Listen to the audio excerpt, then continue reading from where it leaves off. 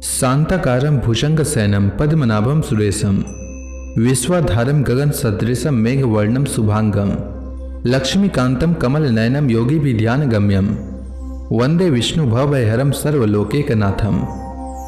मंगलम भगवान विष्णु मंगलम गरुड़ध्वज मंगलम पुंडरीकाक्ष मंगलाय तनोहरि। ओम नमो भगवते वासुदेवाय। आज का दिन आप सभी के लिए मंगलमय हो। आज मैं अगन मास कथा का 12वां अध्याय सुनाने वाला हूँ।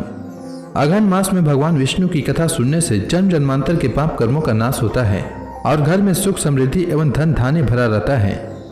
तो आइए सुनते हैं मार्गशीर्ष मास की कथा का 12वां अध्याय। श्री पराशर जी बोले, हे मैत्रेय, स्वयंभू मुनु के प्रिय व्रत और उत्तानपाद नामक 2 महाबलवान और धर्मज्ञ पुत्र थे। ब्राह्मण, उनमें से उत्तानपाद की प्रेयसी पत्नी सुरुचि से पिता का अत्यंत लाडला उत्तम नामक पुत्र हुआ।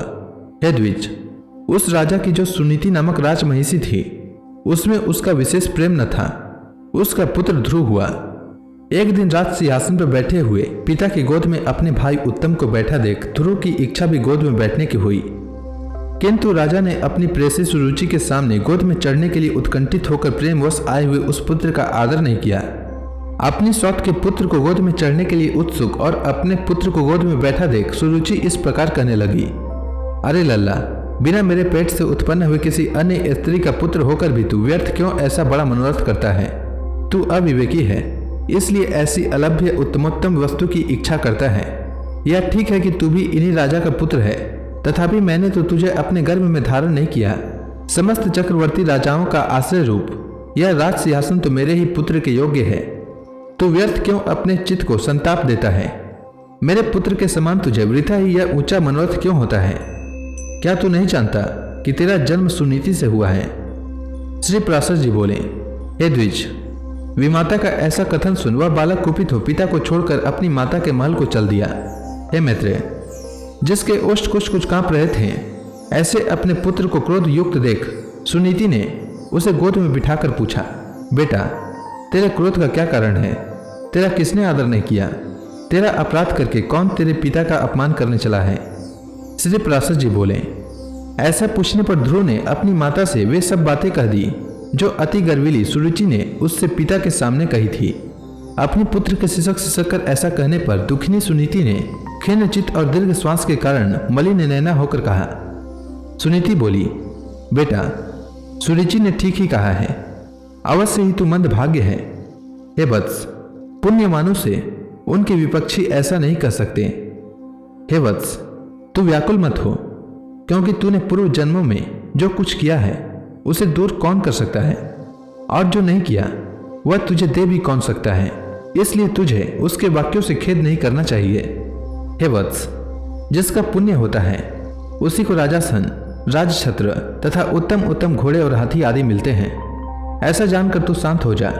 अन्य जन्मों में किए हुए पुण्य कर्मों के कारण इस रुचि में राजा की प्रीति है, और पुण्यहीना होने से मुझ जैसी स्त्री केवल भार्या ही कही जाती है। उसी प्रकार उसका पुत्र उत्तम भी बड़ा पुण्य पुंज संपन्न है, और मेरा पुत्र तू ध्रुव मेरे सामने ही अल्प पुण्यवान है। तथापि बेटा, तुझे दुखी नहीं होना चाहिए, क्योंकि जिस मनुष्य को जितना मिलता है वह अपनी ही पूंजी में मग्न रहता है।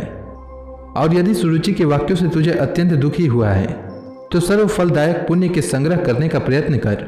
तो सुशील पुण्यात्मा प्रेमी और समस्त प्राणियों का हितैषी बन, क्योंकि जैसे नीची भूमि की ओर ढलकता हुआ जल अपने आप ही पात्र में आ जाता है, वैसे ही सत्पात्र मनुष्य के पास स्वतः ही समस्त संपत्तियां आ जाती हैं। ध्रुव बोला, माता जी, तुमने मेरे चित्त को शांत करने के लिए जो वचन कहे हैं वे दुर्वाक्यों से बिंधे हुए मेरे हृदय में तनिक भी नहीं ठहरते। इसलिए मैं तो अब यही प्रयत्न करूंगा जिससे संपूर्ण लोकों से आदरणीय सर्वश्रेष्ठ पद को प्राप्त कर सकूं। राजा की प्रेयसी तो अवश्य सुरुचि ही है, और मैंने उसके उदर से जन्म भी नहीं लिया है। तथापि हे माता, अपने गर्भ में बड़े हुए मेरा प्रभाव भी तुम देखना। उत्तम जिसको उसने अपने गर्भ में धारण किया है वह मेरा भाई ही है। पिता का दिया हुआ राजासन वही प्राप्त करे। भगवान करे ऐसा ही हो।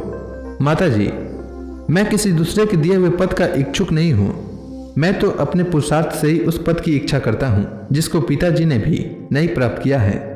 श्री पराशर जी बोले, माता से इस प्रकार का ध्रुव उसके महल से निकल पड़ा और फिर नगर से बाहर आकर बाहरी उपवन में पहुंचा। वहां ध्रुव ने पहले से ही आए हुए 7 मुनीश्वरों को कृष्ण मृग चर्म के बिछौनों से युक्त आसनों पर बैठे देखा। उस राजकुमार उन सबको प्रणाम कर अति नम्रता और समुचित अभिवादन आदि पूर्वक उनसे कहा।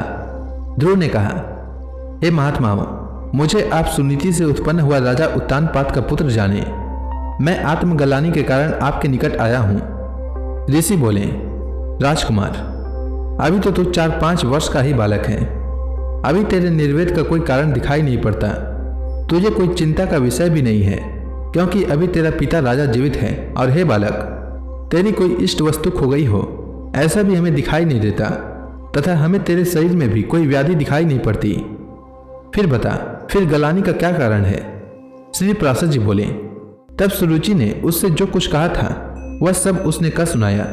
उसे सुनकर वे ऋषिगण आपस में इस प्रकार कहने लगे, अहो, छात्र तेज कैसा प्रबल है, जिससे बालक में भी इतनी अक्षमा है कि अपनी विमाता का कथन उसके हृदय से नहीं टलता। हे क्षत्रिय कुमार, इस निर्वेद के कारण तूने जो कुछ करने का निश्चय किया है, यदि तुझे रुचे तो वह हम लोगों से कह दे।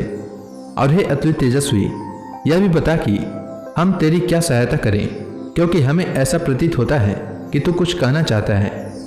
ध्रुव ने कहा, हे द्विजश्रेष्ठ, मुझे न तो धन की इच्छा है और न राज्य की। मैं तो केवल एक उसी स्थान को चाहता हूँ जिसको पहले कभी किसी ने नहीं भोगा हो।